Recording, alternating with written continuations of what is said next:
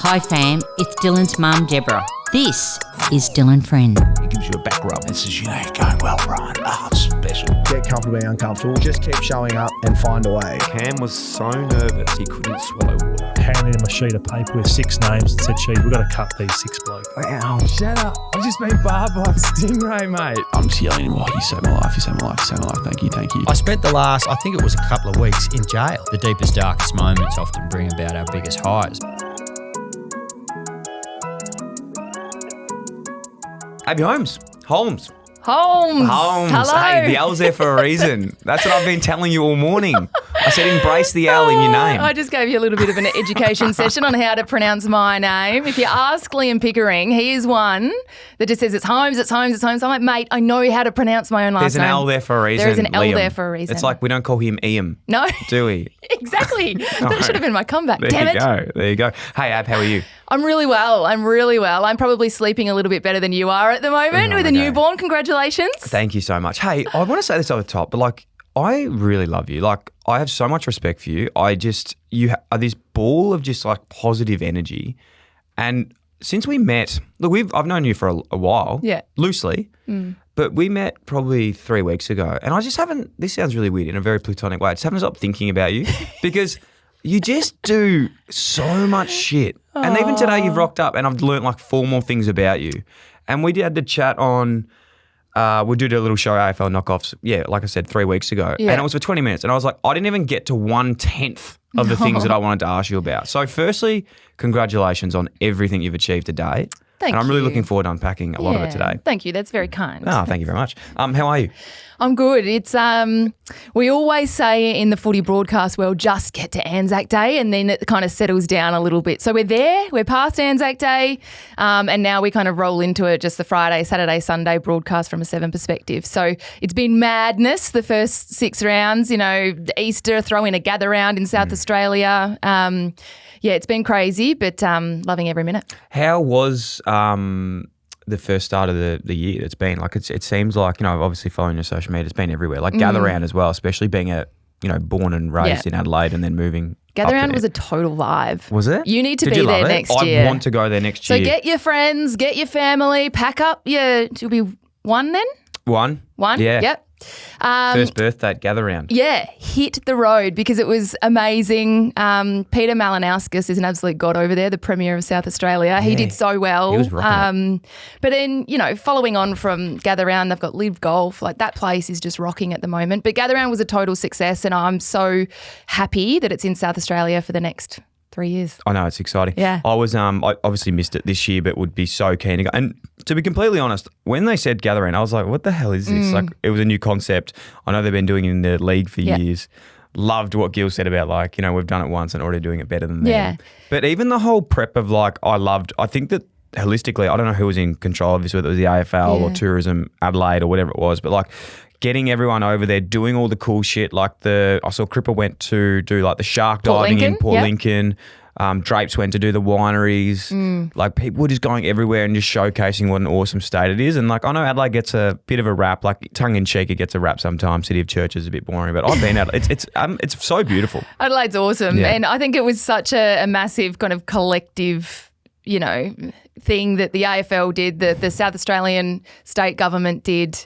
As I said, I'm a proud South Australian originally, and just to see the amount of, love that was thrown behind the AFL. Daisy Pearce put it beautifully actually on the Thursday night, the opening game of Gather Round, and she said it's like the grand final week vibe, but everyone's invited. It's not just 2 teams and their supporter networks. Everybody's there, all 18 clubs. So if you can imagine that, it was absolutely popping off. So good. I don't even know where to start today. As I said, there's a lot to get through. I want to talk to you, firstly, what takes up the most of your time at the moment? Because just to rattle a few things off, you're doing obviously commentary with 7AFL. You're doing tourism, ambassador of tourism. You got entrepreneurial side, you've got blind side, which I'm wearing today. Thanks so much for bringing me in this jumper. You've got investor in Bobby Drinks, which we've got the thing in the studio as well. You got footy, you got what takes up the most of your time at the moment, and how do you seriously fit it all in? You must love being busy. Oh, I love it. Yeah. If I have some time to myself, I don't know what to do with myself. I'm the kind of person that sits there kind of twiddling my thumbs going, am I missing something? What do I need to do? real estate as well. Yeah, I'm a real estate agent by trade. Not too many people actually know that. Yeah. I love real estate. But probably, obviously, this time of year, it's the footy world. Yeah. It moves so fast. There's so much news on a day-to-day basis. So from March through November, now obviously the AFLW season at the end of the men's season this year, it's a pretty full-on time, and that does occupy a lot of your mindset and a lot of your world during those months. But I absolutely love it. Like, I'm a diehard footy fan. To think that it's my job to, sit there on the boundary, watch footy and talk about it. I look back kind of to my younger years, that little girl, not really knowing what she was going to do with her life. And, it's been a pretty crazy journey. So I'd have to say this time of year, definitely footy. Yeah. That takes up a lot of my time. But as I said, like I'm the kind of person who doesn't stop, and I like it that way. I mean, I stop in a healthy way. Like, I just certainly do take time to sit back and relax and have a day off here and there. But my mindset around it is like, I want to be better. I want to keep doing more. What more can I be doing to continue to get better and be a bigger and better version of myself each and every day? So I certainly don't have any limits, I guess, and I'm always looking to improve and do more. Was that always the case? Do you think was that like a common trend from a young age? Have you always thought like that, or was there a time where you had to put yourself out of your comfort zone and change and notify that you wanted to be better? So I look back when I was 21. So netball was a big part of my life. I was, playing state league netball in South Australia from the age of 15. I was lucky enough to represent Australia at a junior level, and I had every aspiration to play at the top level for a very, very long time. But at 21, I'd had a couple of knee surgeries. I was pretty realistic in, how serious those injuries were as well, and how much that was going to impact me moving forward with my netball. So as a 21-year-old girl, I was living in Adelaide. I went to my dad and said, "Dad, I'm moving to Darwin." And he's like, "What do you mean you're moving to Darwin? You've never even lived out of home. You've never stood on your own 2 feet." I'm his baby, right? I've got an older sister.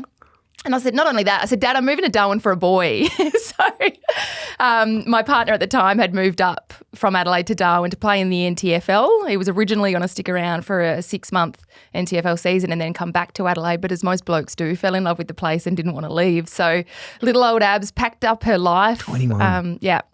And that's the thing, like, to have the guts to make that move. As a 21-year-old girl, I'd never stood on my own 2 feet. I was moving across the country to a place where I didn't know anyone other than Brownie, my partner at the time. But I look at that move and think that was such a defining moment in my life, and I'm a big one for sliding doors moments. And if I hadn't have had the balls or the guts to do that as a really young girl, I certainly wouldn't be here talking to you today. And that for me, I guess, was where I had to force myself out of my comfort zone, and I had to learn to swim pretty quickly in the big bad, world of life. So that's definitely a pivotal moment as to where I am today.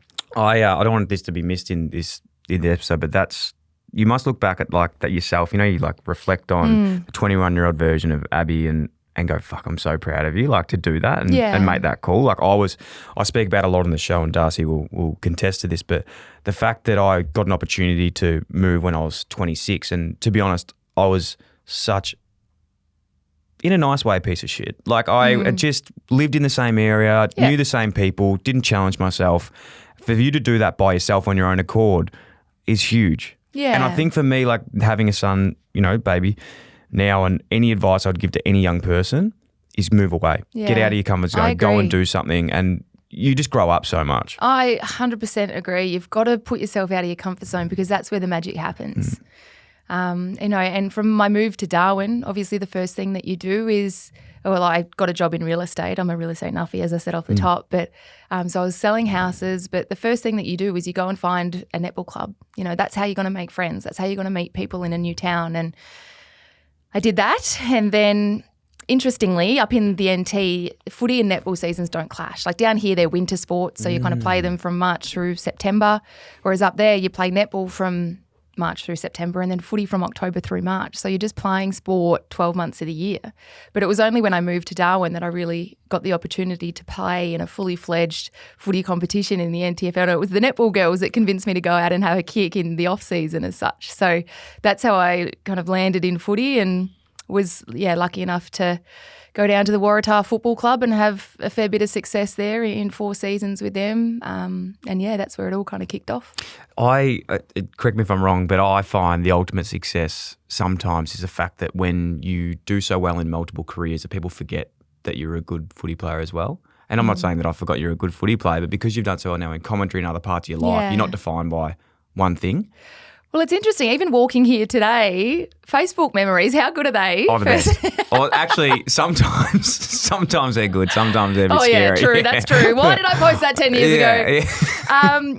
But no, 9 years ago to this day. So Shane Crawford was up in Darwin for, I think he was there with Auskick. Yeah. But he came out and watched one of my games. And one of the girls from AFLNT said, "Oh, Crawf, that's Abbey. She's just kicked 100 goals. You know, first woman in the country to do it." And Crawf was like, "Oh," he was working for the Herald Sun writing, and he was like, "Oh, I'd love to interview her."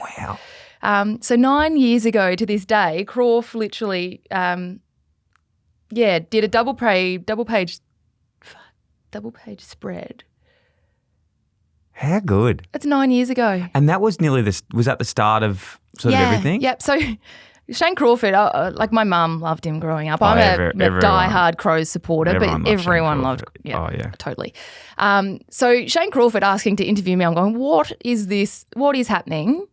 And then so I sat down, I had a chat with him for an hour or so, and off the back of the chat, he said to me, "Abs, I don't know if I can do it, but if you're keen, available, I would love to have you as part of the EJ Whitten Legends game in my team for the All-Stars." And I just went, oh my God, like I'd love to. But then I left there going, piss off, Crawf. Like you're just saying that to be nice. Yeah.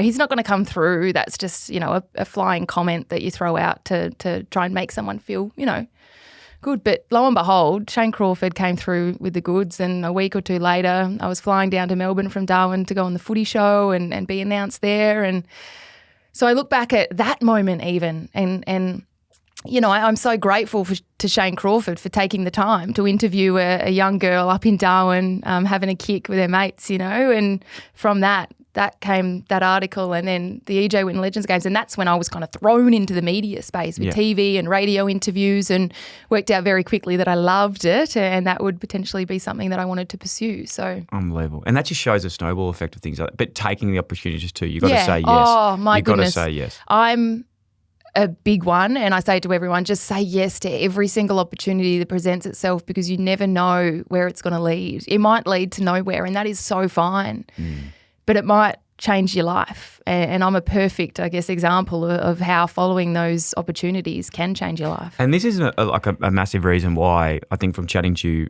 a few weeks ago, why I wanted to actually chat to you in depth. And I know that you know this, and I know that a lot of people close to you would know this, but there's no coincidence you are where you are now. Like there's no coincidence you are successful and you've done all these things. Like if you look at your story, it is just from continually wanting to improve, which is the message I want people to get from this today.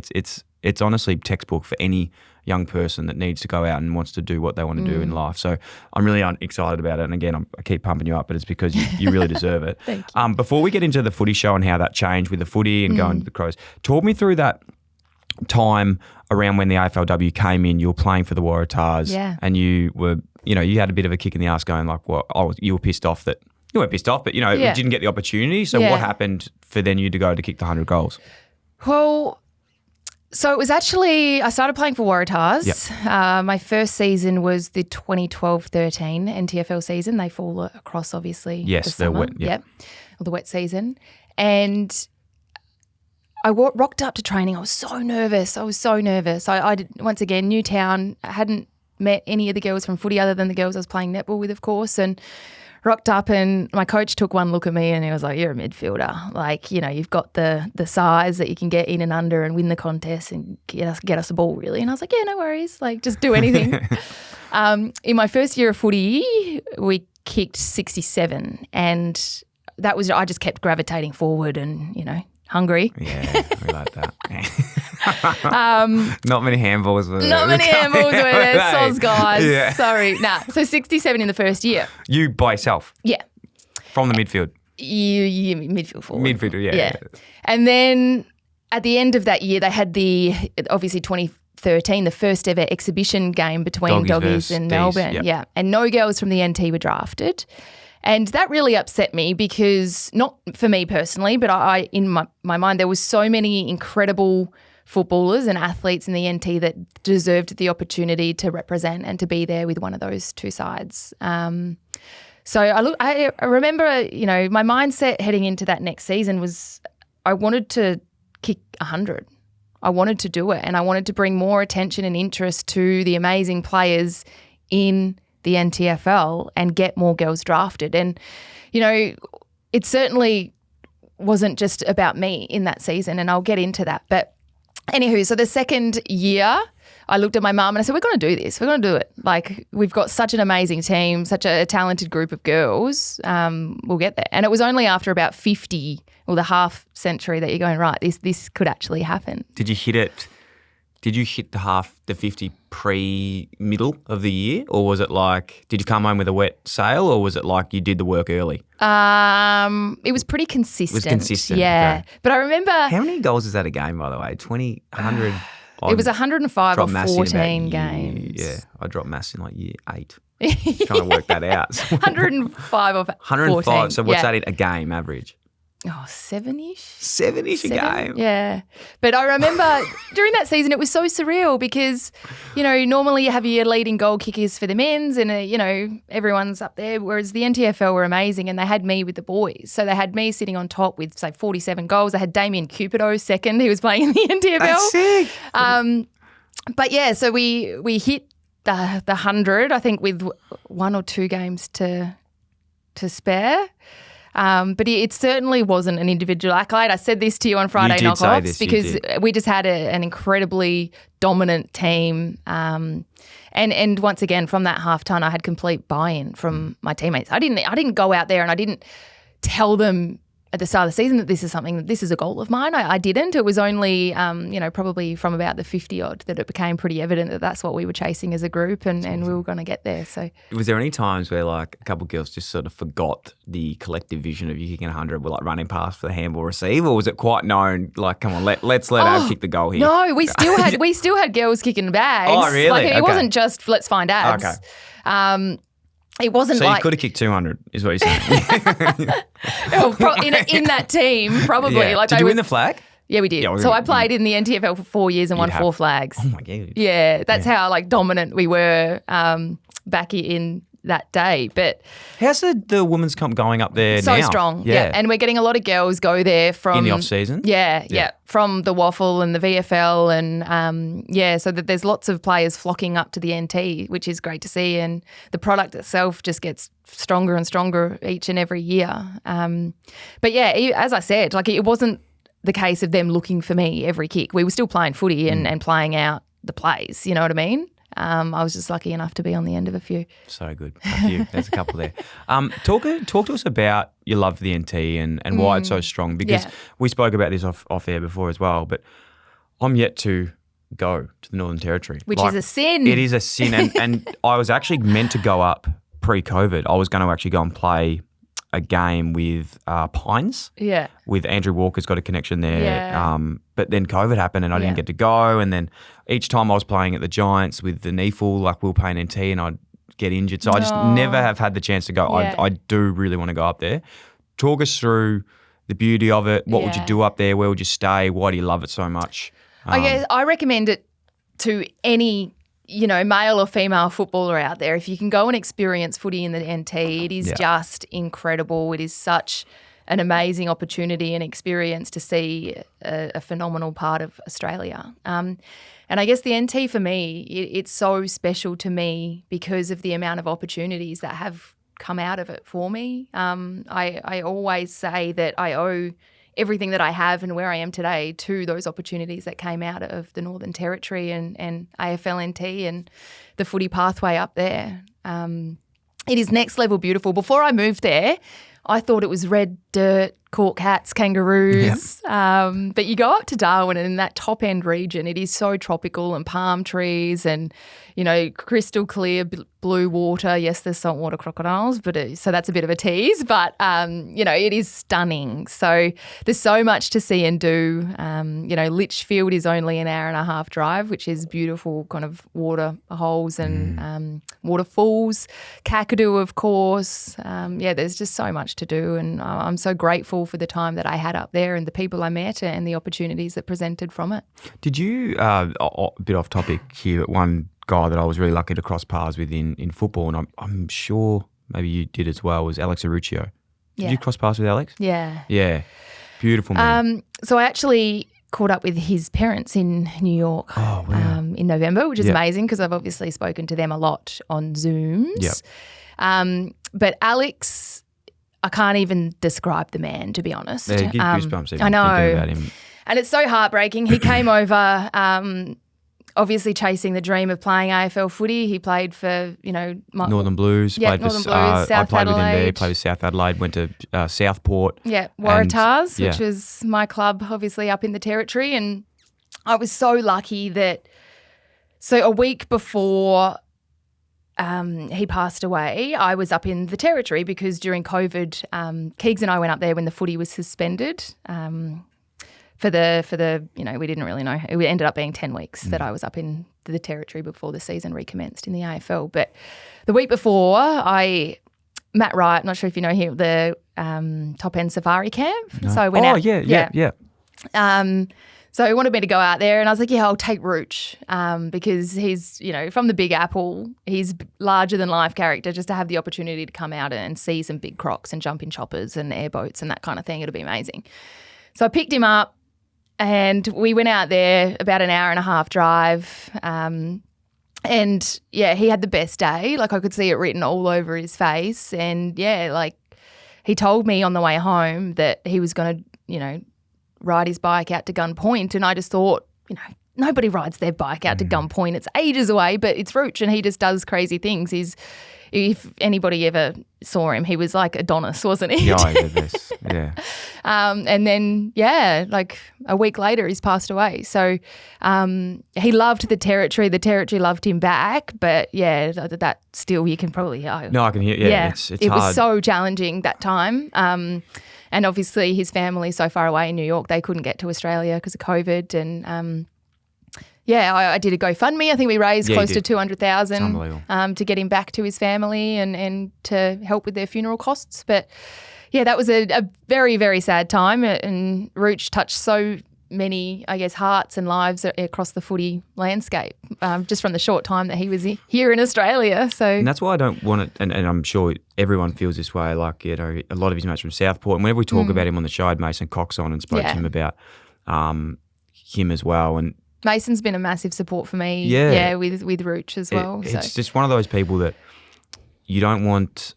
It's hard to talk about, but you don't want their story to be lost and the impact that they had. And this guy came here from another country and probably lived a life better than anyone else that has ever been here. Like, he's been to more places than I've been to. He's touched like anyone in the footy community. Yeah. And I say this with utmost respect. Rooch probably was never going to play AFL, but he was there because he was just the best person to be around, made everyone feel good. I'll tell you the story the first time I laid eyes on him, right? South Adelaide down at Noarlunga.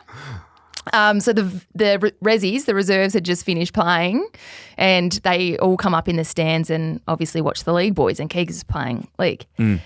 And they come up, there's guys with pies, pasties, you know, sausage rolls, steak sandwiches, sausages and bread, and then this big guy sits in front of me and he pulled out the biggest Tupperware container I've ever seen in my life, and it was just full of rice and veggies. I've gone, who is this guy? Eat your chips. Like, everyone else is smashing chips and gravy and all of the shit under the sun. And then there's this big guy, like, it was I can't even describe how massive this Tupperware container. And it was just rice and veggies. He did not put anything bad in his body. He was such a character, and beautiful, I absolutely loved him. Oh, sorely missed. And shout out, like, there'll be so many people that always, when we bring up talk and message about it, because I just love hearing story. If you could sit down and podcast with anyone with the stories, it'd be him. Yeah. anyway, sending Yeah. love to his family. I know that they Yeah. tune in whenever people talk about it because they love to hear people Yeah. saying his name. He's very, very, very missed. And congratulations on raising so much money for them as well, which was very special.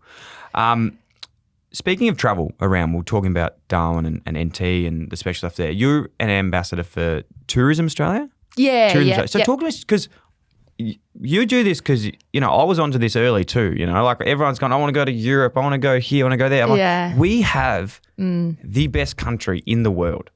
Yes, it is hard to get around sometimes because we're Yeah. big and there's not, there's some stuff in the middle that is there and whatever.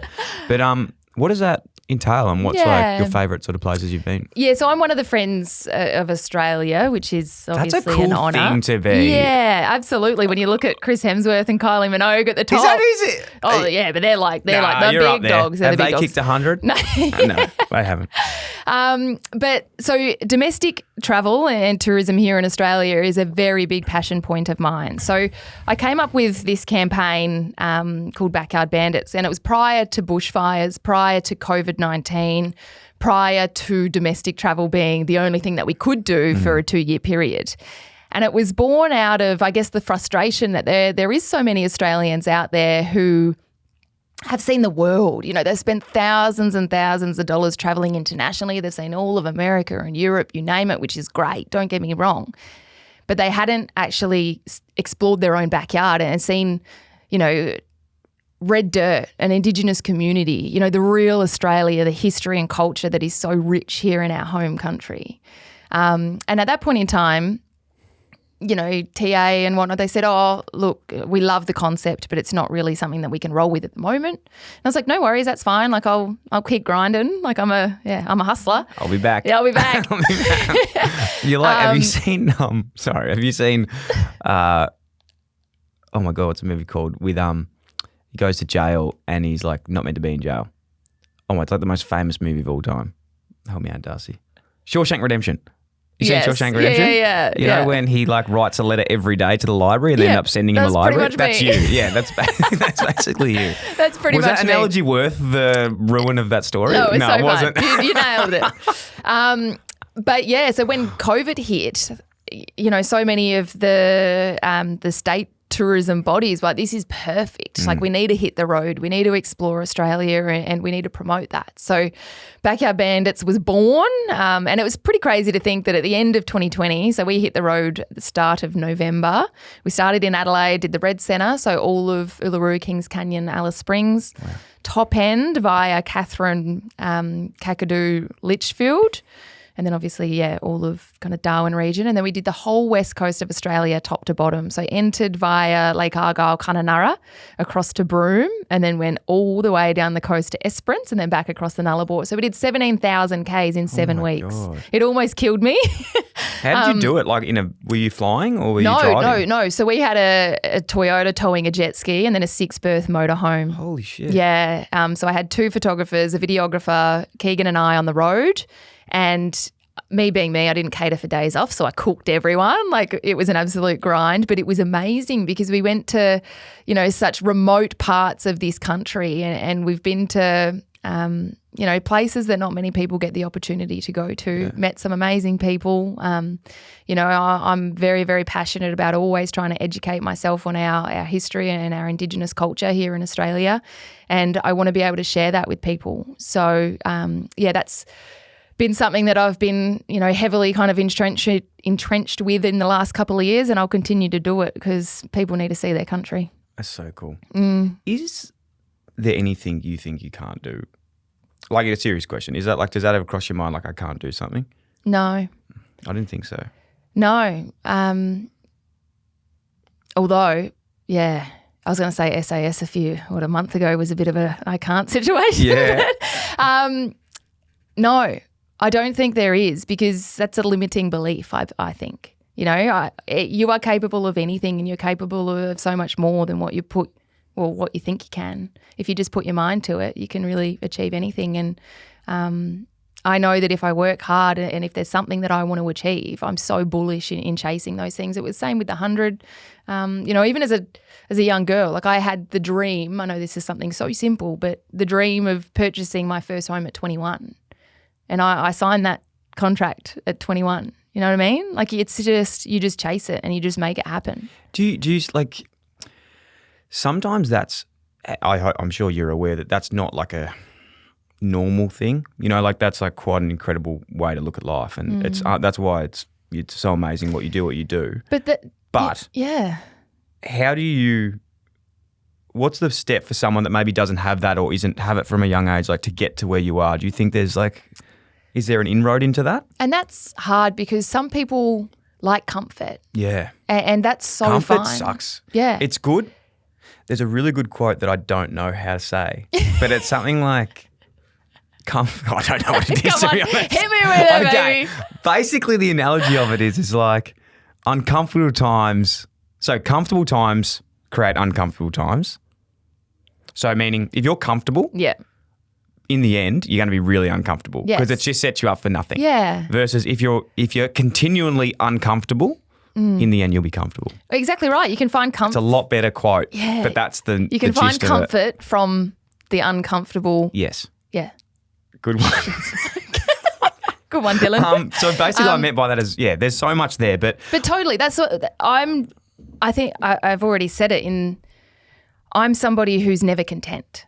no. Like I set my mind to something and I achieve what I set my mind to, which is great. But then I don't sit back and celebrate that probably the way that I should. I'm already looking at the next thing and moving on pretty quickly. And only you know this yourself, but I think like we've been told this whole thing of late about, and I've fallen into this trap as well. People are like, oh, that's not a healthy way to be. But it's like, fuck you. You don't know what's healthy for me. Yeah. I like doing this shit. Yeah. Like as long as I'm happy and I keep enjoying it. Like there's this thing that and I've been guilty of this in a lot of episodes talking about life balance and all these things. Like sometimes you don't have to have balance. Like if you're doing something good, you have to be 150% into it. Yeah. And that's each individual to their own. Yes. I'm the kind of person who always is looking For the next for the next thing. If I don't have anything on, like I get really anxious Me too, yeah. on that side of things, But Emma Murray would say, Yeah. I can We hear love her him. now, Yeah. like in my ear. She would say, which is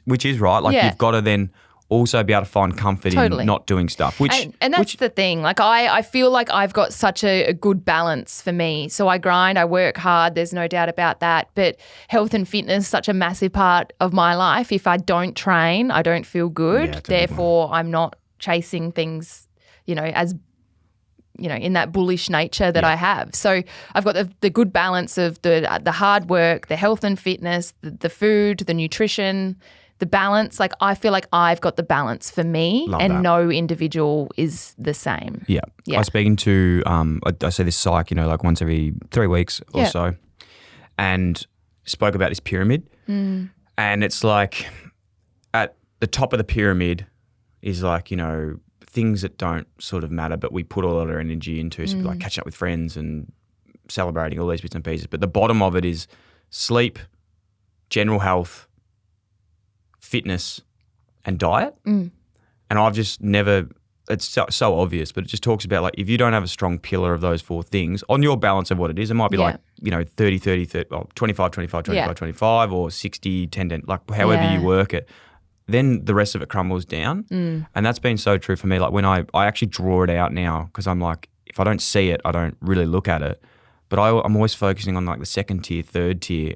But if I don't have fitness, if I don't have sleep, if I don't have if I'm not getting general health and all that sort of stuff, the rest of it just fucking falls over. Exactly right. And that's the thing. Like I train every day pretty much at Hurt What Locker. do you do? Are you Hurt Locker? Yeah, Brad kicks my ass. Yeah. He's an absolute psychopath I in the went best there kind of once way. and I went there once with Benny Crocker and I never went back. Do you It know was what? the most fucked thing I've ever done in my life. Favola. I saw him yesterday, but been there once, never gone back. Daisy Nah. Thomas, been there once, never Nah. gone back. You guys, pussies. Oh, mate, it's so shit. I was like this. I was like, mate, let's just go each. Haven't done anything for a while. I threw up on I will never go on one of those assault bikes ever again. Yeah. They Oh suck. God, the assault bikes suck. But that's the thing. I know that if I train and if I eat well, You can do it. then everything else falls into place. Love it. I've got the energy to chase the dreams, to chase the goals, to work hard, to keep grinding. But it all comes from that base of still looking after yourself and finding that balance. Yeah. It's just whatever works continually growing in that space. Yeah. Hey, I don't want it to be lost about the travel stuff because this is something that I talk about a lot, I romanticize a lot. Is there a source that we can go to? Because I think the one thing about traveling in Australia that's hard, and I'm putting you on the spot here, is that it's like everyone wants to do it, but it's like, how the fuck do you do it? Like, how do I go to Alice Springs? And is there just like a website to go? Is like, have you got travel tips that you'd recommend people? Like, is there content? Like, can we watch the videos and stuff and learn more about actually booking and what time of the year is good to go? Yeah. Like all those bits and pieces. Well, I highly recommend heading to the state and territory kind of tourism board. So, for Backyard Bandits, we worked very closely with SATC, Tourism NT and Tourism WA, and it's these websites that you go to and they've got 14-day itineraries on the road, or they've got your 5-day itineraries of flying into Broome and what that might look like. So there's so much resource in these websites, but it's just starting there, and I'd highly recommend hitting those websites first. But who would have thought you go on the website, it gives you all the information totally, whereas we're going right, where do we start? But no, like we pushed out, weekly videos of our adventures. Unreal. Yeah. You're getting married at the end of the year. I am. That's exciting. Yes. So Keegan actually asked me to marry him at Uluru on Backyard Bandits on that trip. We'd been engaged for 2.5 years. So by the end of the trip, you've dragged him every day and he's absolutely cooked. He couldn't even get down. Yeah, we just did not even want to look at each other after that. No, it was amazing. Yeah. And, such a beautiful location for that moment. And we were lucky enough to have photographers and videographers on hand who captured it beautifully. But been 2.5 years engaged with hardly any plans. So I've handballed the wedding planning to an amazing Come on, that's a bit wedding lazy planner, from you. Alyssa. I know. Who's got time to get married? So we've got a wedding planner now, Alyssa, and she is an absolute guru. Fantastic. And so later in the year, we're making it happen. Exciting. It's going to be it's going to be so beautiful. I won't give you the location, but it's a pretty special part of Australia. So. It could be anywhere. Could be anywhere. Very good. Exciting. On that as well, you're obviously your fiance at the moment, soon to be husband Keegan Brooksby. How did you guys meet? Funny story, actually. So I had just moved from Darwin to Adelaide for my second year at the Crows. So not too many people actually know that the AFLW year one, the Adelaide Footy Club licence bid was a joint collaboration with the NT. So we had 9 girls. I do remember that because you were sponsored by NT on the jumper. Yeah. So we had 9 girls based in the territory who were part of the Adelaide Footy Club. So we would Zoom in for, my God, for reviews and team you weren't meetings. Living down. No. You just flew and met them on the games? Yeah, so that's the most remarkable thing about winning that flag in year one of the AFLW was our team literally got together on 2 occasions prior to round 1 and we managed to win the flag. It was unreal. But so my second year I'd moved back to Adelaide. Keegs had just been delisted by the Suns after 3 years there. Respect, right? So he'd moved back to Adelaide, hometown, playing at South Adelaide.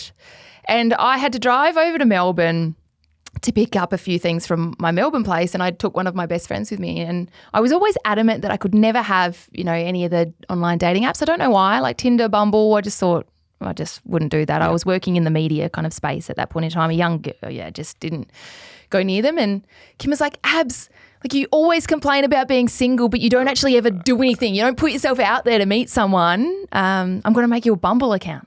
And I was driving, so I'm going, oh, God, I can't stop you as long as I get to pick a photo. Yeah. What'd you go with, by the way? Because that's a big choice. Was it you holding a fish or something? I think it was. Something that really sells my vibe, love my fishing, by the way. And then, so Keegs was literally my first ever Bumble date. And now I'm the biggest advocate. 100% strike rate, 1 from 1. And we're getting married.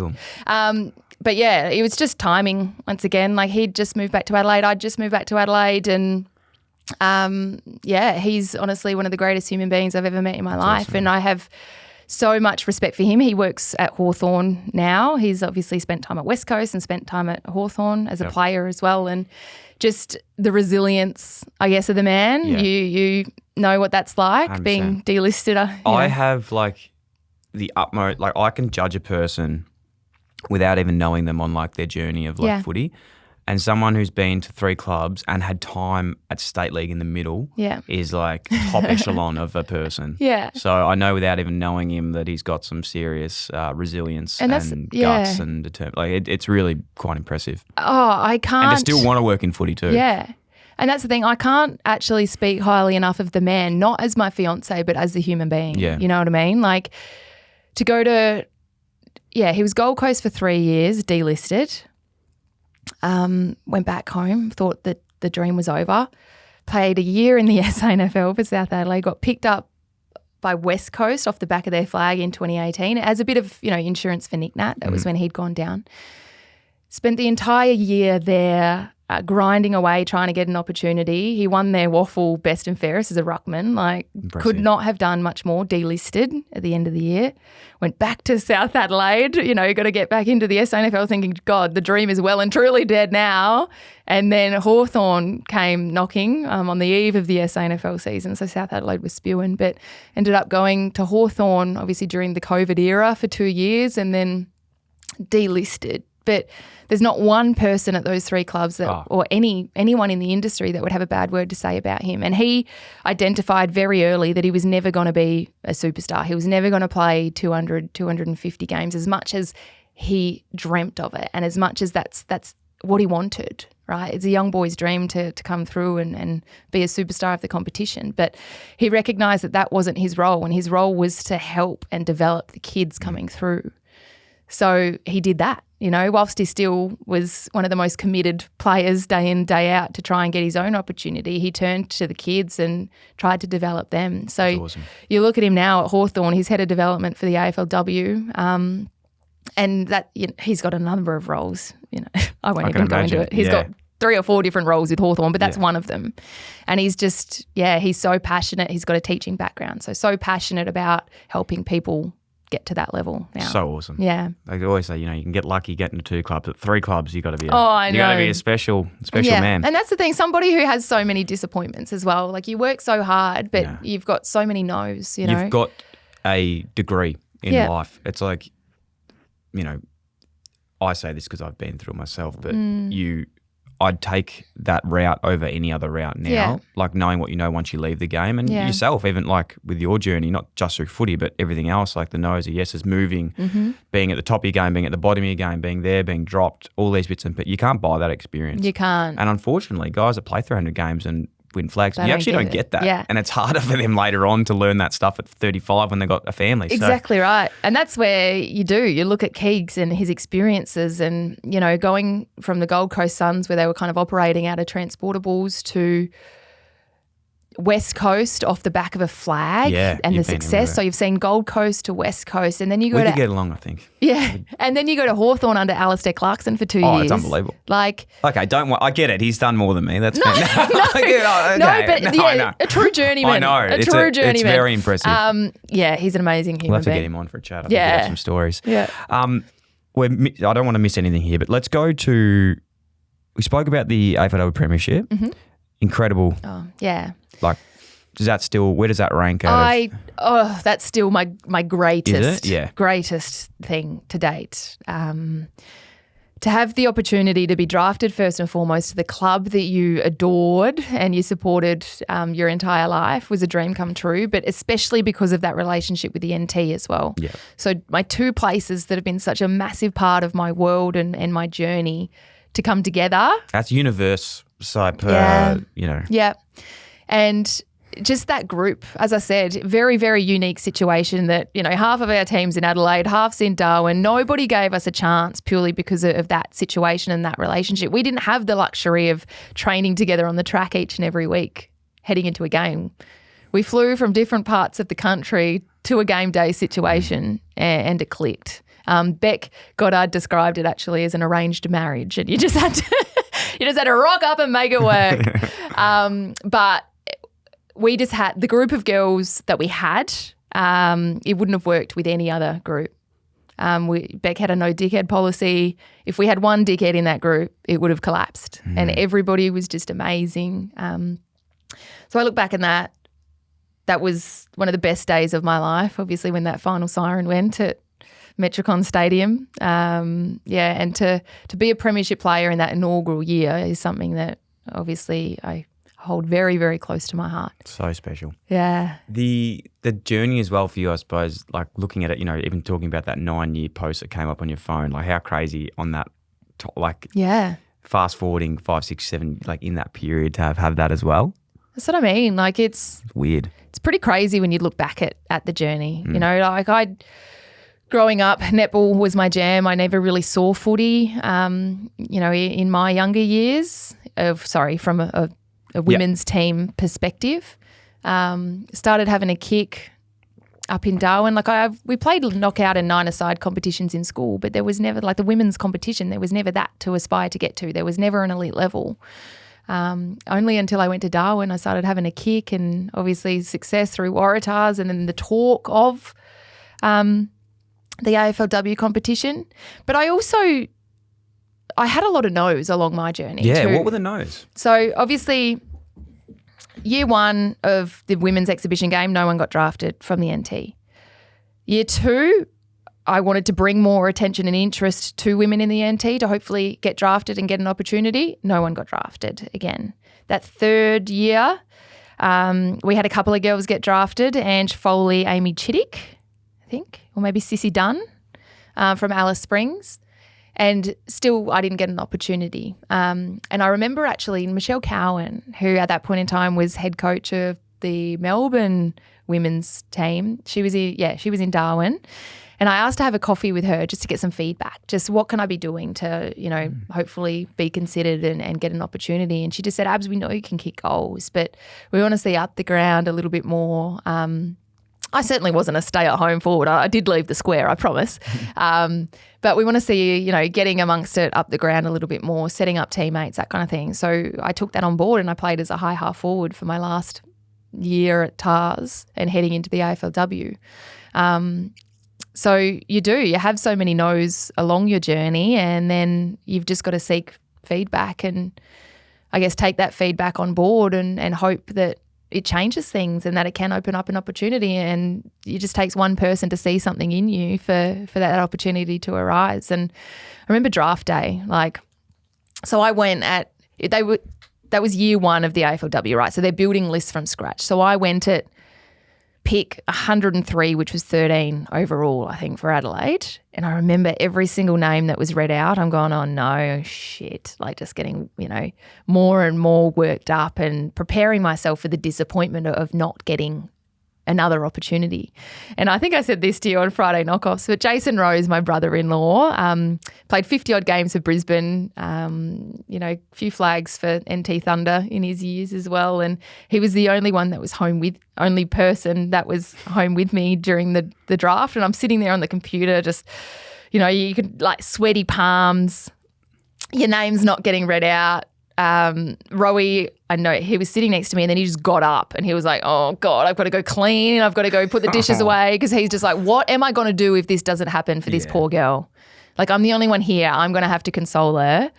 And then, next minute, obviously my name was read out. I started crying. He's jumped on me. But not too many people know, I guess, that kind of journey and the no's that obviously led to the yes. But and even once you get to the AFLW and that level of expectation, once you've kicked 100 and you've played in 3 EJ Win Legends games, and there's been a lot of hype about you. I lost all my confidence when I went to the AFLW. Even in my body, my body obviously started to break down from many, many years of netball and footy, and then those, sport for 12 month situations. I didn't have an off season.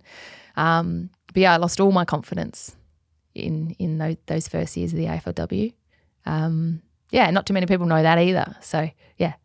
Well, look, without a story of success, there's always going to be those moments. But with the no's, have you found as well, you're so, maybe not for you, but I was always so scared of no's and, the hard times and stuff like that. But you realise the more times you get said no to, the more it just doesn't matter anymore. It just bounces off. It's character building. But it's more I was so scared of people saying no, and now you sort of love it because you're like, oh, that's cool. That's for the next person. We'll just work it out. Just keep trucking on. Yeah. Do you know what? I never take no for an answer. a no to me means not right now. Yeah, okay. Like it doesn't mean no. Yeah. It means not right now. I'll come but back. if you come back in a week, it might be a different story. That's my mentality around it, though. You know what I mean? And that's with everything, not just footy, but life itself, and work and my career and opportunities that might present. It's if somebody says no worries. Don't let that be it. Don't let that stop you from trying to take that next step, because the no's are like the character building. So how then? Like again, we haven't even touched on a million things. We've still got Survivor, SAS, Blindside, Bobby, and the commentary stuff to go. Yeah. How did the media come into it? Because people would see you now dominating Friday, Saturdays on the boundary, Channel 7. Yeah. But you had an apprenticeship. Yeah, I did. You had a massive apprenticeship. Yeah. Like this wasn't something that happened overnight. This was a lot of time. And the big one, a part of it too, is obviously you've got an incredible personality on screen, charisma, all these things, but that had to be built at a level, and I'm sure it wasn't all smooth sailing to begin with. No. Yeah, I guess in terms of where I am today, so I was lucky enough to play in the EJ Whitten Legends Games, as I said, and that kind of threw me into the media landscape, and was getting pushed and pulled in so many different directions with radio and TV interviews, which I loved. And I worked out very quickly that I had a passion for footy broadcasting, and I wanted to be involved. And at that point in time, there was some quality journos and women on TV, Caro Wilson and Sam Lane and, a number of girls, but there wasn't too many. And I wanted to be a part of that change and hopefully get more and more women, involved in the broadcasting landscape. So it was actually, I played in one of the West End Slowdowns, which is the South Australian version of the Legends Games. So Crows v Port, playing alongside Bungie McLeod and, some of the other absolute superstars. But I remember I played against Mark Beretta that year. Obviously, Beretta from Channel, he's from Sunrise? Yeah, the sportsman. Yeah. So you get a couple of media personalities in those games as well to really kind of, pump them up. And playing directly on Barrett's, I reckon I kicked 6 on him that day. Just kidding. Well, that's below par for you kidding. too. 7. I don't think I kicked 6. He'll just hate that I said that. But after that, Barrett's had obviously seen me playing the Legends Games, and he was like, "You would be awesome. Let me get your details, and I'll see what I can do." And it was Barrett's that sent my details to Gary O'Keefe at Channel 7, who's our executive producer of the AFL. And Gaz gave me my first start and my first opportunity with the VFL with Channel 7, and I did that for a couple of years. How'd you find that? Loved it. Yeah. Loved it. So we had, Jace Bennett, Nigel Carmody, Campbell Brown. But the learning part of it, was it something that, because again, people are like, okay, you got an opportunity, but you have to say yes to that opportunity. Yeah. You have to then learn a skill that you're not familiar with. Like TV's fucking hard, man. Like it is so hard to pick up, and you have to be really uncomfortable for the first 12 months. And not too many people know. So when I first started in the VFL, I was still living in Darwin. So you're flying back on the weekends? Yeah. So I spent every dollar that I ever earned was spent on air or flights to come down and chase those opportunities. So I was living on the bones of my ass, right? Working full-time in Darwin. Real estate? Yes. And then I also was in the lead into AFLW, working with AFLNT in commercial operations as well. And they were kind enough to let me work remotely on a Friday. So I flew out on a Thursday night. I jumped on a plane. I flew down to Melbourne. I paid rent here at a place that I never was in. I just needed a room to be able to come here on weekends and chase opportunity.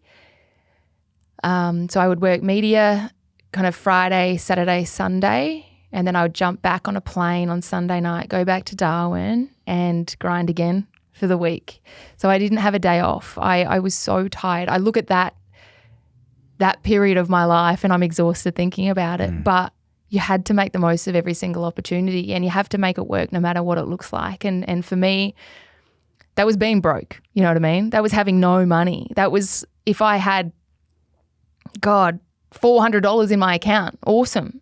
Because I was spending everything on rent and flights just to chase opportunities, and not too many people would know that about me. Nah, you're a hustler. That's so cool. And it makes me emotional even thinking about it, because I'm like, those years were so hard, but they've paid off. You know what I mean? And you say, how do you learn and get better and whatnot in that TV. I would love to see the tape from my first opportunity. You'd love to, but not love to. Yeah, exactly right. But Gary O'Keefe in particular, once again, EB at 7, like he would ring me after every single VFL, broadcast and just say, Abs, you did this well, work on this, don't do that. Yeah.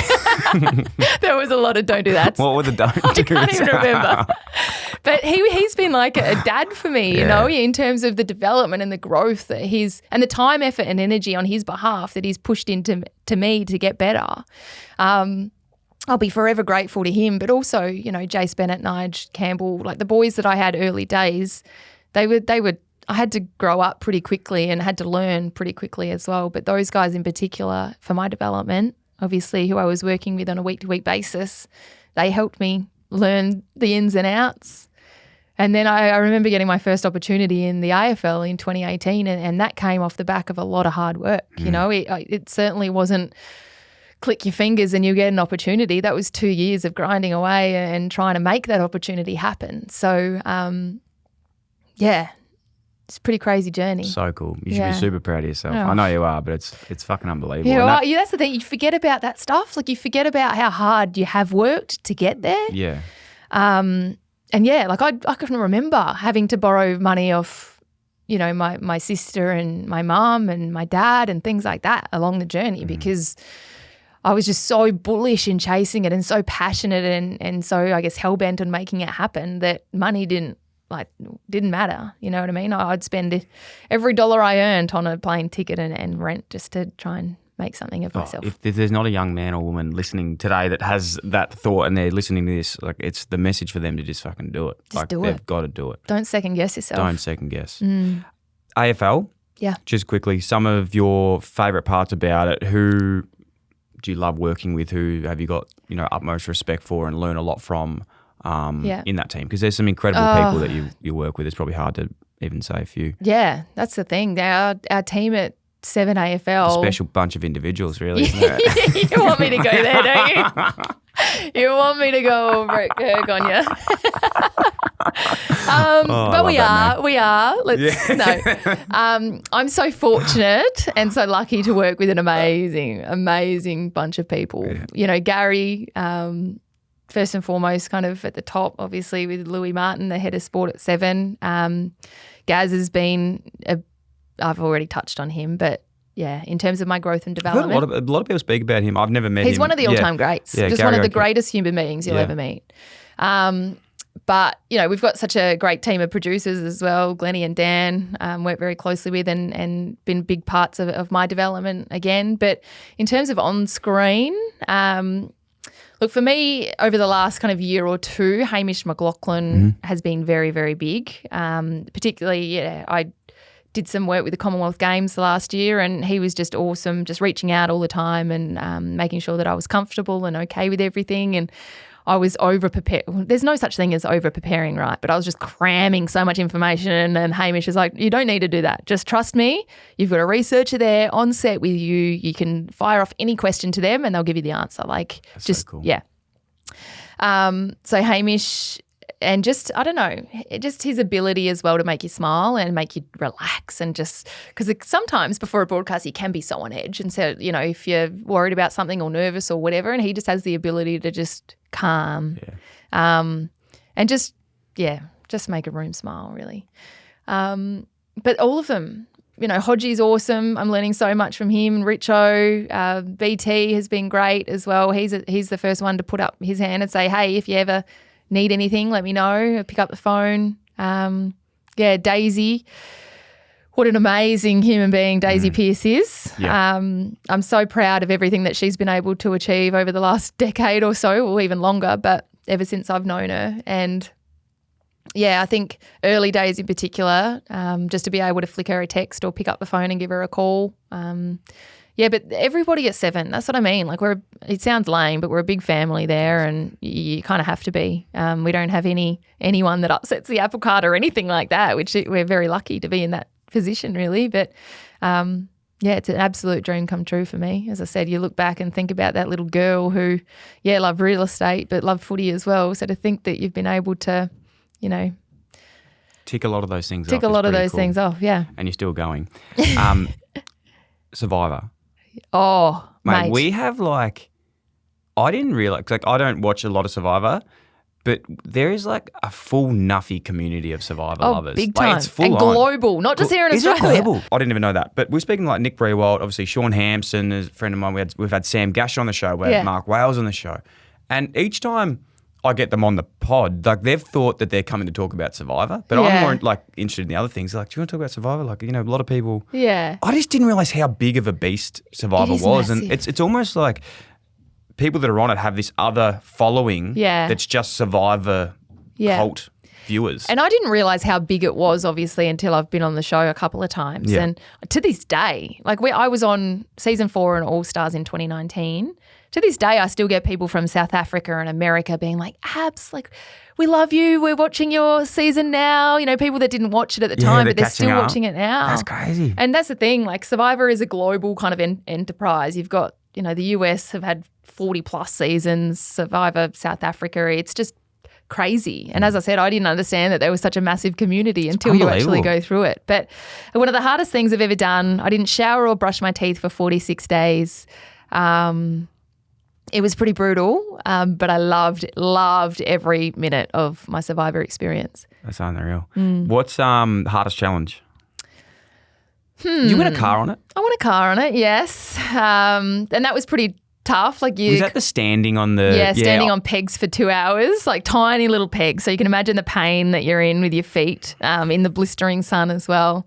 But that's the thing. Like I learned so much about myself on Survivor that I otherwise wouldn't have learnt. Yep. You know what I mean? So tell me to squat here for 2 hours and I'll tell you to get nicked. Yeah. Put me in a Fijian jungle. Don't feed me for 30 days. Say, I'll give you a burger if you can squat for 2 hours. I can squat for 2 hours. Yeah, that's unbelievable. Like just your mindset. Like once again, you are capable of so much more than what you actually think you're capable of. You've just got to find that switch. And that's what Survivor taught me. That's cool. So, you know, I look at where I am today and my mindset around things, but all of these little experiences throughout your journey obviously help towards that. Because pre-2019, I was like, oh my God, I'd never be able to squat for 2 hours. Now I'm like, if I really have to, I can squat for 2 hours. You know what I mean? I know what you Just mean, the mindset man. around it Have you all. written a book yet? No. You need to. I'd read it. What was harder, Survivor or the SAS? So SAS is still quite fresh. That's coming out later this year. Can we talk about that? Oh, we can talk about it. Yeah. We're going to talk about results and stuff. No. Yeah. Obviously very, very different. Yes. But all I'll say is, SAS is by far the hardest thing I've ever done in my life. Holy smokes. That's a good preview for the show. Oh, my goodness, Yeah. honestly. And I've been lucky enough throughout my life to do some pretty You've tested challenging yourself things. sometimes. Yeah. But once again, great experience and I can't wait. I can't wait to watch that. I can't wait to watch it. Yeah, okay. We can't say anything about that, can we? Unfortunately. No, we can't because it's not out yet. No, but obviously they've released the cast and stuff like true. that. Yeah. Okay. We can't talk about any challenges? No challenges. No challenges. But as you can imagine from previous seasons of SAS. See, the ones that scare me the most are the claustrophobic ones. Yeah. Look, okay, so to put it simply, I'm scared of heights, confined spaces, water, confined spaces in water, everything. The one where they drop you in the car underwater, I'm like, are you fucking kidding me? That's what I mean. So why the fuck did I go on this show? Yeah. Well, I would go on that. That's one show I'd love to go on. Are you pitching right now to the producers? I am.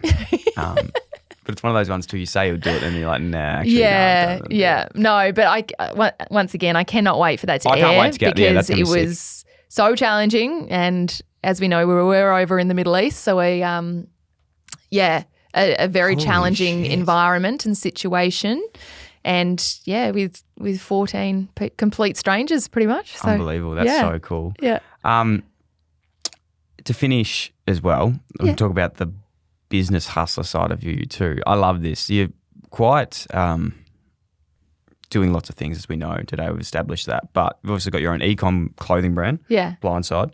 You're an investor in a business owner in Bobby, which is a partner of ours too, which we Yeah. absolutely love. Yeah, we speak about Bobby. Bobby a lot. We've got the Bobby fridge. We had the photo out the front. We should have got. It's quite early in the morning we're recording this. It's probably not the best time for a soft drink, but they are the best, healthiest soft drink. Yeah, totally. In the game. Shout out to Big KJ who's got that business that you love as well. Yeah. What else have you got going on? Is this just something that, you know, you see something, you go, I want to make a clothing label, I'm going to go do it. I like this soft drink, I'm going to go and be a part of it. Obviously, there's a fair bit of strategy that goes behind this. Of course, yeah. Let's not simplify it. Let's not make it. Yeah. Yeah. So Blindside, obviously the name. I got blindsided twice on Survivor, as many of you would know. But yeah, so I launched that in February 2020 and not knowing that the world was about to obviously shut down with COVID and everybody was working from home and wanted comfortable things and party up the top. Oh, sorry, what was it? Business up the top, party down the bottom. Yes. Yeah, everyone wanted trackies. So it was the timing of that was perfect to launch a loungewear business. Fortuitous. And Blindside's awesome. It's so much fun. Myself, Keegs, and we've got one of my really good friends, Ree, who works in that as well. Bobby, KJ, he's an absolute guru, just a gun of a human being. And he had a conversation with me and I just thought about it and I was like, there is a total gap in the market because I personally didn't drink soft drink because of the amount of, sugar and additives and everything that gets pushed into it. And I was like, but I love soft drink. I just, because of obviously health and fitness and blah, blah, blah, blah, I just didn't go near them. Whereas Bobby is just the perfect alternative. 2% prebiotic, low sugar, low calories. It's delicious. Looks cool. They are nailing. Looks cool in the hand. They are nailing the marketing. Shout out to Carol, Do you our know girl. what the best thing is as well about it? Not to just go too hard on it, but the can size. Yeah. Like when I drink a can of Coke sometimes, you always get to that last bit at the bottom and you're like, that's a bit warm. Can I do it or can I And not? Yeah. This can's like a little bit smaller, so it's just very digestible. Yeah.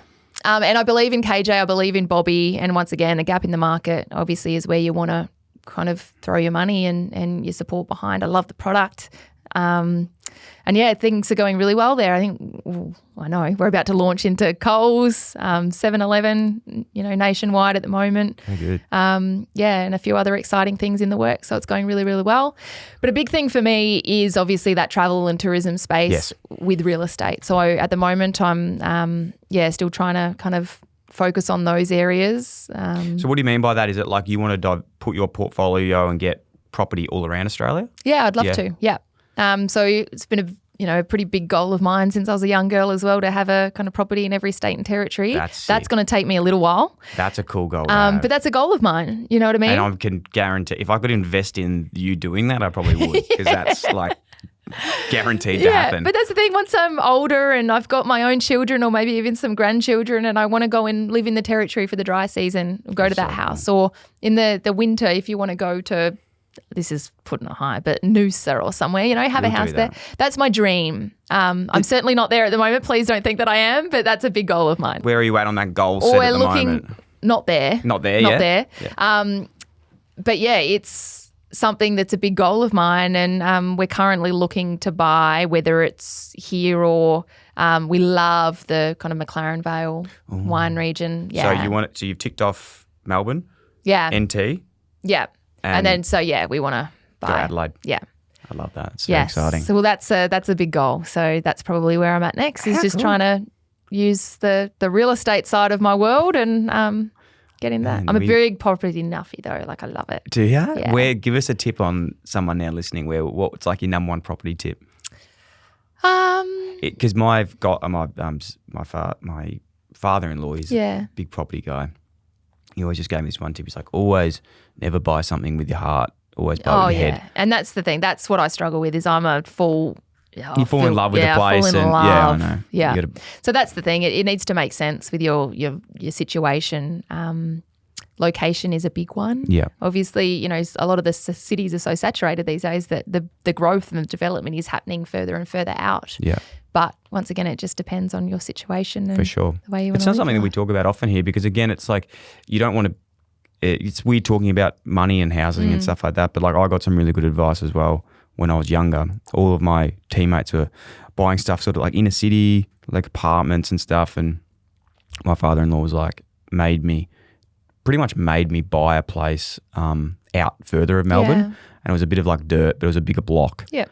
And I still, to this day, I'm just like, thank fuck I had some good advice on that, because like it's been really lucky to have done that at an earlier age. Yeah, for sure.